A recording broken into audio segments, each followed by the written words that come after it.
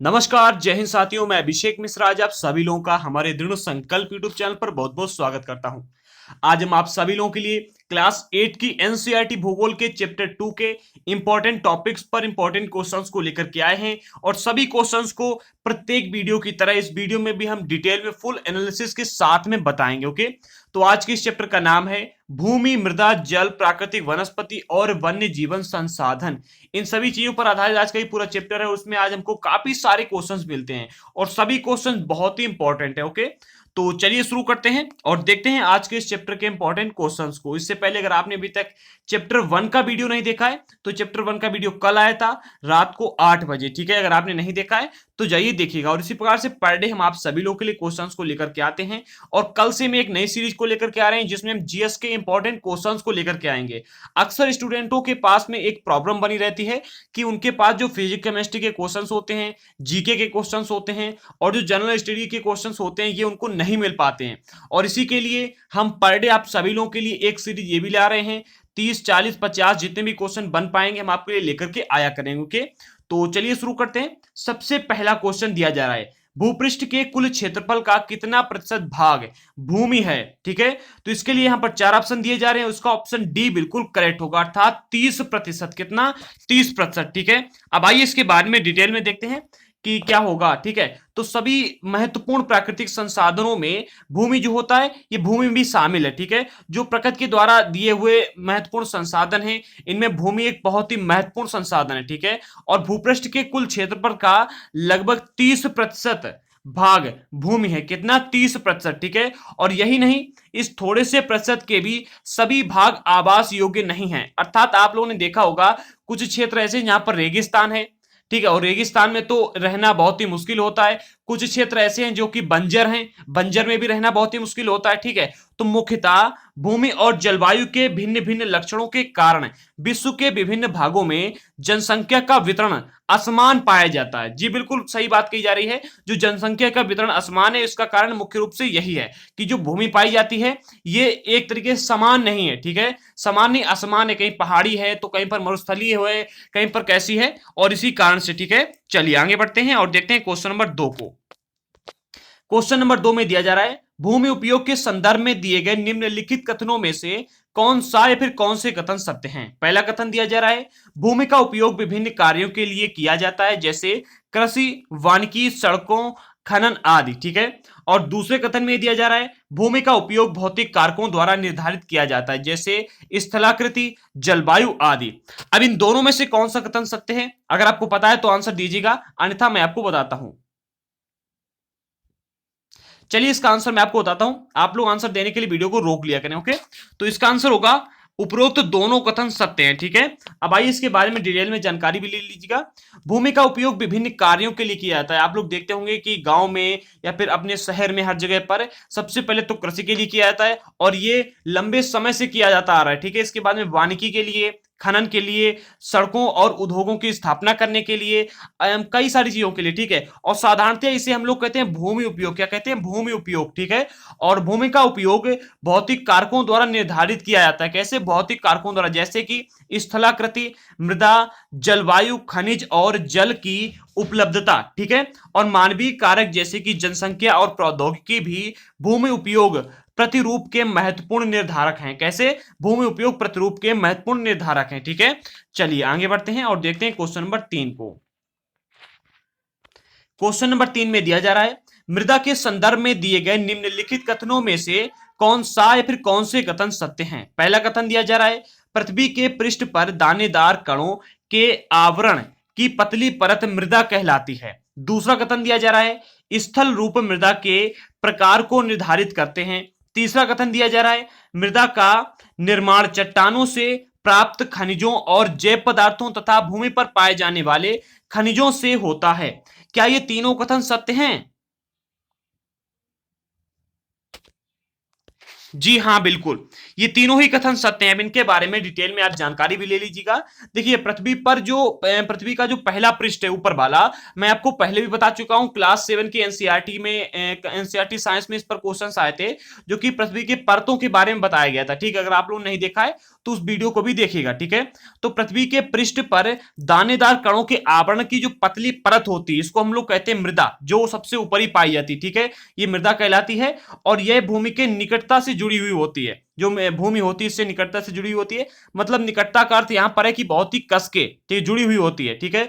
और स्थल रूप मृदा के प्रकार को निर्धारित करते हैं। ठीक है? स्थल रूप का अर्थ यहां पर यह दिया जा रहा है कि मृदा किस प्रकार की है। ठीक है? स्थल रूप मतलब मरुस्थलीय तो नहीं है। ठीक है? इस प्रकार की बात कही जा रही है। ठीक है? तो मृदा का निर्माण जो होता है चट्टानों से प्राप्त खनिजों और जैव पदार्थों, और जो भूमि में पाए जाने वाले खनिज होते हैं, इन सभी को मिलाकर के होता है। और मृदा अपक्षय की प्रक्रिया के माध्यम से बनती है। खनिज और जैव पदार्थों का सही मिश्रण जो होता है, ये मृदा को उपजाऊ बनाता है। ठीक है? आप लोगों को पता होगा, मैं आपको क्लास 7 के एनसीईआरटी साइंस में बताया था कि जो मृदा होती है, मृदा की सबसे ऊपरी वाली परत में क्या पाया जाता है? ह्यूमस पाया जाता है। क्या? ह्यूमस। और ह्यूमस जो होता है, इसमें क्या होता है? सड़े गले जैव पदार्थ होते हैं। और ये जो सड़े गले जैव पदार्थ होते हैं, इनकी दम पर मृदा उपजाऊ बनती है। और जो ऊपर वाली पदार्थ को अगर ऊपर वाली परत को अगर हम छोड़ दें, मृदा की दूसरी परत में जाए, तो वहां पर ह्यूमस नहीं पाया जाता है, और इसी वजह से मृदा की दूसरी वाली परत उपजाऊ नहीं होती है। ठीक है? चलिए आगे बढ़ते हैं और देखते हैं क्वेश्चन नंबर 4 को।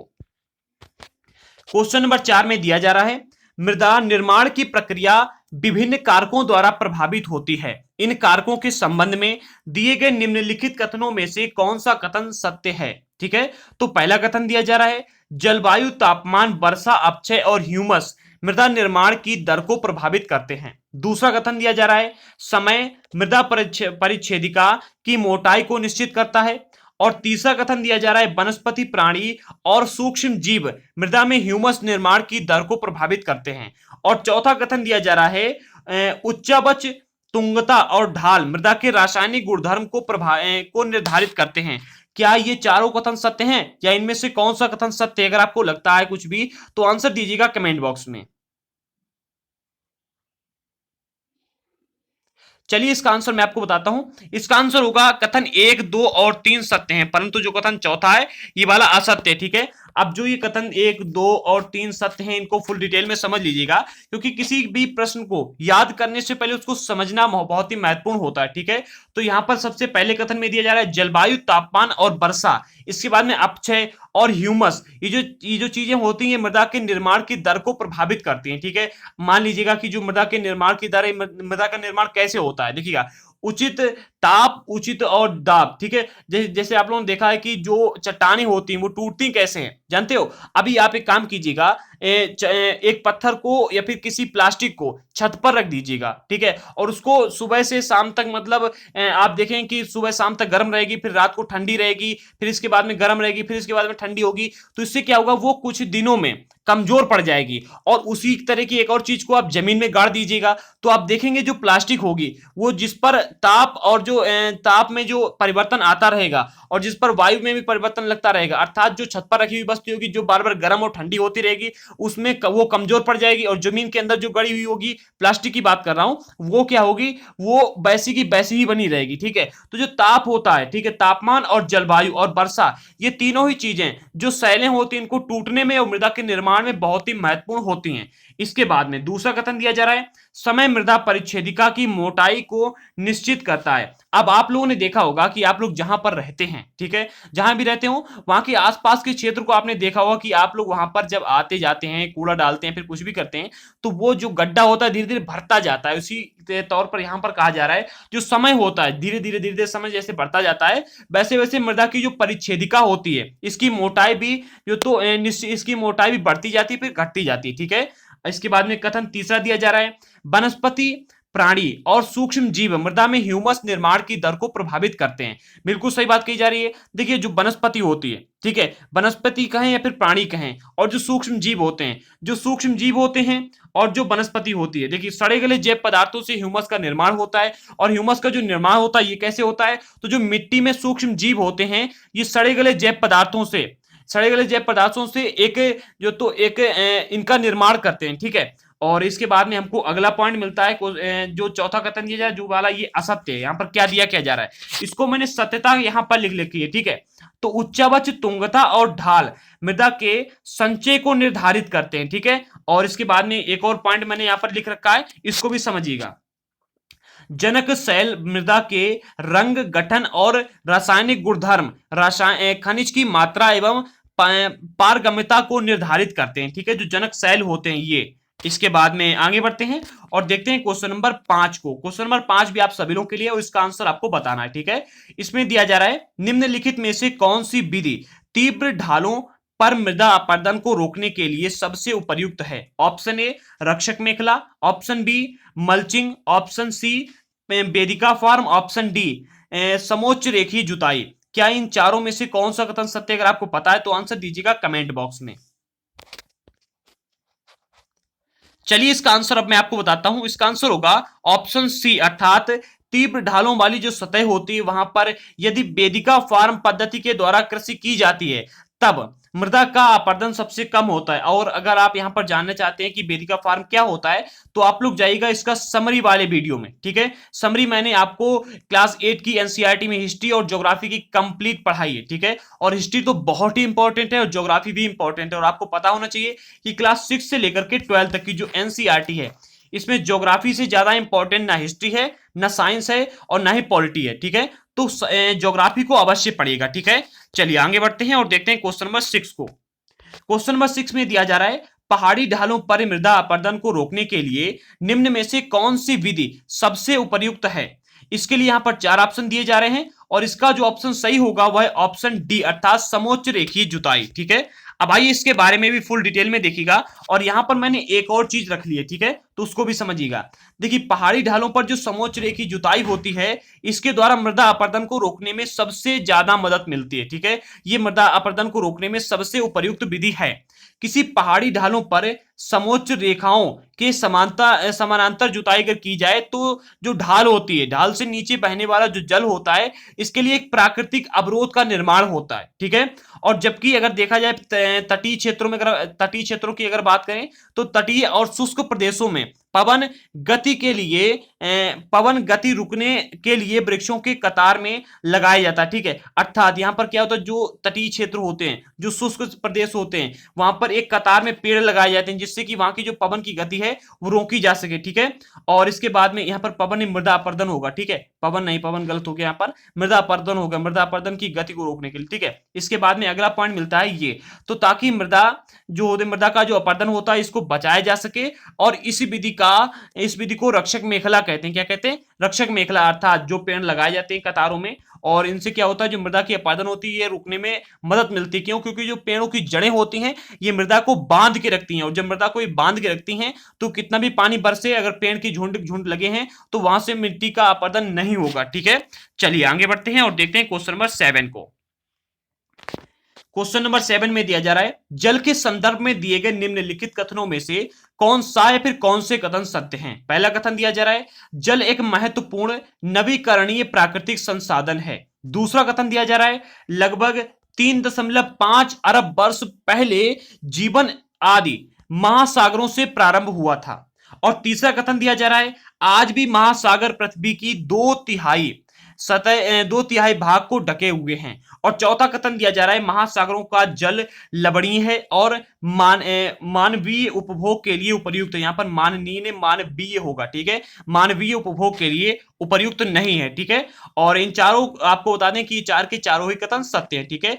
अब इसकी डिटेल थोड़ी सी ज्यादा है क्योंकि बड़ा क्वेश्चन है और इसको समझना आपके लिए आवश्यक है, ठीक है। तो जल एक बहुत ही महत्वपूर्ण नवीकरणीय प्राकृतिक संसाधन है और भूपृष्ठ का 3/4 भाग जो है ये जल से ढका हुआ है। और इसीलिए हम लोग पृथ्वी पर अगर बात करें तो पृथ्वी को जल ग्रह कहते हैं। क्या कहते हैं, जल ग्रह, क्या कहते हैं, इसीलिए इसे जल ग्रह कहना उपयुक्त है। लगभग 3.5 अरब वर्ष पहले, अर्थात 3.5 अरब वर्ष पहले जीवन आदि का जो शुरुआत हुआ था ये महासागरों से ही प्रारंभ हुआ था। और यद्यपि आज भी महासागर पृथ्वी की सतह के 2/3 भाग को ढके हुए हैं और विविध प्रकार के पौधों और जंतुओं को मदद करते हैं। कैसे मदद करते हैं? जो विभिन्न प्रकार के जंतु होते हैं और पौधे होते हैं, इनको जल की सहायता से उनको मदद करते हैं, ठीक है, क्योंकि इनके पास जल होता है और जल में जंतु रहते हैं और पौधों की भी मदद मिलती है, ठीक है। और महासागरों का जो जल होता है ये लवणीय होता है और मानवीय उपभोग के लिए उपयुक्त नहीं है। क्यों? क्योंकि ये लवणीय होता है, ठीक है। और जो अलवणीय जल है, जो अलवणीय जल है, ये केवल 2.7% ही है। अब आप कहें कि जब अलवणीय जल 2.7% है, तो आपने तो बताया था कि जो हमारे उपयोग के लिए केवल 1% है। इसका कारण समझिएगा, ठीक है। तो जो अलवणीय जल है ये केवल 2.7% पाया जाता है और इसका लगभग 70% भाग बर्फ की चादरों और हिमानियों के रूप में अंटार्कटिका, ग्रीनलैंड और पर्वतीय प्रदेशों में पाया जाता है, ठीक है। इसका 70% भाग, ठीक है। और अपनी स्थिति में अगर देखें तो अपनी स्थिति के कारण यह मनुष्य की पहुंच से काफी दूर है, ठीक है। और केवल 1% अलवण जल ही ऐसा है जिसका हम लोग उपयोग कर सकते हैं, ठीक है। और वह मानव उपभोग के लिए उपयुक्त है। कौन सा? केवल 1% जल, ठीक है। और यह भौम जल, नदियों और झीलों में पृष्ठीय जल के रूप में तथा वायुमंडल में जल वाष्प के रूप में पाया जाता है। और अगर हम बात करें इसकी, जो हम निश्चित तौर पर उपयोग कर ही सकते हैं, आज चाहे आज जल वाष्प को तो उपयोग कर नहीं सकते हैं और नदियों का भी जल भी उपयोग नहीं कर सकते। तो अगर चाहें अभी अगर हम पूरे जल का उपयोग करना चाहें तो सिर्फ 0.06%, कितना? 0.006% जल बस बचा है जिसको हम लोग अभी यूज कर सकते हैं, शुद्ध जल है, ठीक है। चलिए आगे बढ़ते हैं और देखते हैं क्वेश्चन नंबर 8 को। इस क्वेश्चन का आंसर मुझको आपसे चाहिए क्योंकि ये बहुत ही सरल क्वेश्चन है और इसका आंसर आपको बताना पड़ेगा, ठीक है। तो क्वेश्चन नंबर 8 में पूछा जा रहा है, प्राकृतिक वनस्पति और वन्य जीवन किस मंडल में पाए जाते हैं? ऑप्शन ए स्थल मंडल, ऑप्शन बी जल मंडल, ऑप्शन सी वायुमंडल, ऑप्शन डी जैव मंडल। तो इसका जो बिल्कुल करेक्ट ऑप्शन होगा वो होगा ऑप्शन डी अर्थात जैव मंडल, ठीक है। चलिए अब इसके बारे में हम आपको बता देते हैं क्योंकि आपको लगता होगा कि यहां पर स्थल मंडल भी है और जल मंडल भी है और वायुमंडल भी, ये बिल्कुल ही गलत है, इसको समझिएगा, ठीक है। तो प्राकृतिक वनस्पति और जो वन्य जीवन होता है ये केवल स्थल मंडल, जल मंडल और वायुमंडल के बीच के एक जो संकरीय क्षेत्र होता है, बीच का संकरा क्षेत्र होता है, वहां पर पाए जाते हैं। और इस बीच के संकरीय क्षेत्र को हम लोग जैव मंडल क्या कहते हैं? क्या कहते हैं? जैव मंडल, ठीक है। और जैव मंडल में सभी जीवित प्रजातियां जीवित रहने के लिए एक दूसरे से परस्पर संबंधित और निर्भर रहती हैं और इस जीवन आधारित तंत्र को पारितंत्र कहते हैं। क्या कहते हैं? पारितंत्र कहते हैं। अब आपको इस क्वेश्चन को समझना कैसे, इस बात को समझिएगा। देखिएगा अक्सर लोगों को के पास क्या होता है कि जो लोग तैयारी करते हैं उनके साथ एक प्रॉब्लम ये रहती है कि वो क्वेश्चन को याद कैसे करें। अब उन्होंने इस बात को याद कर लिया कि इसका आंसर होगा जैव मंडल, ऐसे काम नहीं चलेगा। क्वेश्चन को पूरा याद किया करो। जैसे कि मैंने बताया कि इस पर आधारित जो तंत्र होता है उसको हम लोग कहते हैं पारितंत्र, तो इसको भी याद करिएगा। ये जैव मंडल क्यों है इसको भी याद करिएगा। तो फुल डिटेल में याद किया करें, ठीक है। चलिए आगे बढ़ते हैं। क्वेश्चन नंबर 9, ये क्वेश्चन आपके लिए बहुत ही इंपॉर्टेंट है और इस पर निबंध भी आ सकता है और ये क्वेश्चन पूछा भी जा सकता है, ठीक है। तो इसमें पूछा जा रहा है, गिद्धों के लुप्त होने का सबसे प्रमुख कारण क्या है? ऑप्शन ए नदियों का प्रदूषित जल, ऑप्शन बी अम्लीय वर्षा, ऑप्शन सी गिद्धों का अत्यधिक शिकार, ऑप्शन डी डिक्लोफिनेक एस्प्रिन जैसी पीड़कनाशी दवा। तो इसका जो बिल्कुल करेक्ट ऑप्शन होगा वह ऑप्शन डी अर्थात डिक्लोफिनेक एस्प्रिन जैसी पीड़कनाशी दवा, ठीक है। अब आइए देखते हैं कि ये दवा इन गिद्धों को किस प्रकार से हानि पहुंचाती है, ठीक है। तो गिद्ध जो होते हैं ये मृत जीव जंतुओं को खाने के कारण इनको हम लोग अपमार्जक कहते हैं। क्या कहते हैं? ये एक अपमार्जक है, ठीक है। और इन्हें पर्यावरण का एक बहुत ही महत्वपूर्ण शोधक भी समझा जाता है। किंतु भारतीय उपमहाद्वीप में जिन पशुओं का उपचार डिग्लोफिनेक और एस्प्रिन जैसी अथवा अगर हम बात करें इब्रोप्रोफेन जैसी पीड़कनाशी दवाओं से होता है, इन दवाओं से क्या होता है, ये थोड़ी सी ऐसी दवा होती है जो कि जो गिद्ध होते हैं ये जिन जंतुओं को खा लेते हैं और उन जंतुओं में अगर इस दवा का उपयोग किया जाता है तो गिद्धों द्वारा अपमार्जक से उनकी किडनी खराब हो जाती है और वे मर रहे हैं। अर्थात मान लीजिएगा कि किसी गाय में इस दवा से उपचार किया गया, किससे? डिक्लोफिनेक या फिर एस्प्रिन या फिर इब्रोप्रोफेन, और वो जो गाय है वो मर गई, उसको नहीं बचाया जा सका और मर जाने के बाद में उसको कहीं फेंक दिया गया, ठीक है। अक्सर ऐसा ही लोग करते हैं, आजकल तो गाड़ी जा रही हैं लेकिन पहले फेंक दिया जाता था, ठीक है। तो अगर मान लीजिए कि उसको फेंक दिया गया और गिद्ध आए, गिद्धों ने उसे खा लिया। अब गिद्धों के खाने के बाद क्या होगा, ये दवाएं होती हैं, ये दवाएं उनके शरीर में बनी रहती हैं, गाय के शरीर में, ठीक है। और बनी रहने की वजह से जो गिद्ध होते हैं गिद्ध की किडनी में डायरेक्ट अटैक करती जा करके हैं और किडनी को खराब करती हैं और धीरे धीरे गिद्ध वो मरने लगता है, ठीक है। चलिए आगे बढ़ते हैं और देखते हैं क्वेश्चन नंबर 10 को। क्वेश्चन नंबर 10, ये आपके लिए बहुत इंपॉर्टेंट प्रश्न है। दिया जा रहा है कि प्राकृतिक वनस्पति को मुख्य रूप से कितने वर्गों में बांटा जा सकता है? Option A 4, option B 5, option C 8, option D 3। तो इसका जो बिल्कुल करेक्ट ऑप्शन होगा वह ऑप्शन ए अर्थात 4 भागों में। ठीक है, अब इस बात को समझिएगा कि कैसे। ठीक है, तो वनस्पति की जो वृद्धि होती है यह मुख्य रूप से तापमान आर्द्रता पर निर्भर करती है। किस पर? तापमान और आर्द्रता। ठीक है, और विश्व की वनस्पति के मुख्य प्रकारों को 4 वर्गों में बांटा जा सकता है। कितने? 4 वर्गों में। पहला वर्ग है वन, दूसरा है घास स्थल, तीसरा है गुल्म और चौथा है टुंड्रा। ठीक है, चलिए आगे बढ़ते हैं और देखते हैं क्वेश्चन नंबर 11 को। क्वेश्चन नंबर 11 में दिया जा रहा है, यह वैश्विक नेटवर्क द्वारा जुड़े रक्षित क्षेत्रों की एक श्रृंखला है जिसे संरक्षण और विकास के बीच संबंध को प्रदर्शित करने के इरादे से बनाया गया है। उपर्युक्त विवरण किसको निरूपित करता है? ये जो हमने विवरण अभी आपको बताया है ये किसको निरूपित करता है? ठीक है, तो इसका आंसर होगा ऑप्शन बी अर्थात जैव मंडल निचय को। ठीक है, और जैव मंडल निचय इसको आप लोग बायोस्फीयर रिजर्व भी कह सकते हैं। ठीक है, चलिए अब इसके बारे में डिटेल में जानकारी प्राप्त कीजिएगा।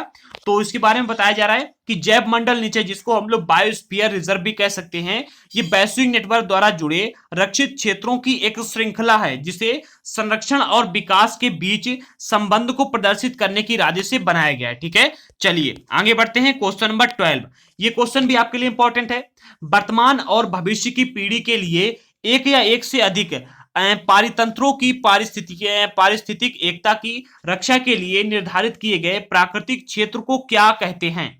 इसके लिए यहां पर 4 ऑप्शन दिए जा रहे हैं और इसका ऑप्शन डी बिल्कुल करेक्ट होगा। ठीक है, अर्थात राष्ट्रीय उद्यान कहते हैं। ठीक है, चलिए इस क्वेश्चन की डिटेल बताने की आवश्यकता नहीं है क्योंकि ये क्वेश्चन मैंने आपको बता दिया है और इतना काफी है। ठीक है, और इसके बाद में हमको मिलता है क्वेश्चन नंबर 13 और यहां पर दिया जा रहा है संकटग्रस्त वन्य प्राणी जात और वनस्पति जात में अंतरराष्ट्रीय व्यापार परिपाटी, जिसको हम लोग CITES कैसे कहते हैं, इसके संदर्भ में दिए गए निम्नलिखित कथनों में से कौन सा कथन सत्य है?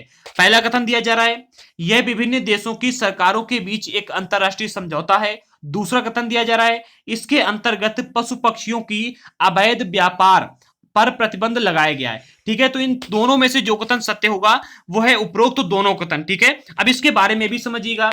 तो सबसे पहले यहां पर दिया जा रहा है कि CITES, जिसको हम लोग the convention on international trade in endangered species of wild फैना एंड फ्लोरा कहते हैं। ठीक है, विभिन्न देशों की सरकारों के बीच एक अंतरराष्ट्रीय समझौता है जिसमें पशु पक्षियों की अनेक प्रजातियों की सूची तैयार की गई है। इस सूची में दिए गए सभी पशु पक्षियों के व्यापार करने पर प्रतिबंध लगाया गया है और इसका उद्देश्य यह सुनिश्चित करना है कि वन्य प्राणी एवं पौधों के नमूने के अंतरराष्ट्रीय व्यापार से उनके जीवन को कोई खतरा तो नहीं है। अर्थात आप लोगों ने देखा होगा कि कुछ ऐसे जीव हैं, कुछ ऐसे जंतु हैं, कुछ ऐसे पेड़ पौधे हैं जो विलुप्त होते जा रहे हैं और ऐसे सभी जीव जंतुओं को, पक्षियों को और इसके बाद में जो पेड़ पौधे हैं इन सभी की व्यापार पर प्रतिबंध लगाया गया है। ठीक है, क्या होता है, काफी सारे जो पक्षी होते हैं वो जो विलुप्त हो रहे हैं, अक्सर लोग उनको पालने के चक्कर में खरीदने का प्रयास करते हैं और लोग उनको बेचने के लिए भी उनको पकड़ते हैं और उनका शिकार करते हैं। तो इस पर प्रतिबंध लगाया गया, एक अंतरराष्ट्रीय समझौता किया गया है। ठीक है, चलिए आगे बढ़ते हैं और हमारे आज के इस पूरे चैप्टर में इतने ही इंपॉर्टेंट टॉपिक्स थे, इंपॉर्टेंट क्वेश्चन थे। ठीक है, तो आप लोगों से एक निवेदन है कि हमारे वीडियोस को शेयर अवश्य कर दिया करें जिससे कि जो लोग तैयारी कर रहे हैं उन तक हमारे वीडियोस पहुंच सके और वो अपनी तैयारी को कर सकें। ठीक है, और मिलते हैं अगले वीडियो के साथ, तब तक के लिए जय हिंद दोस्तों।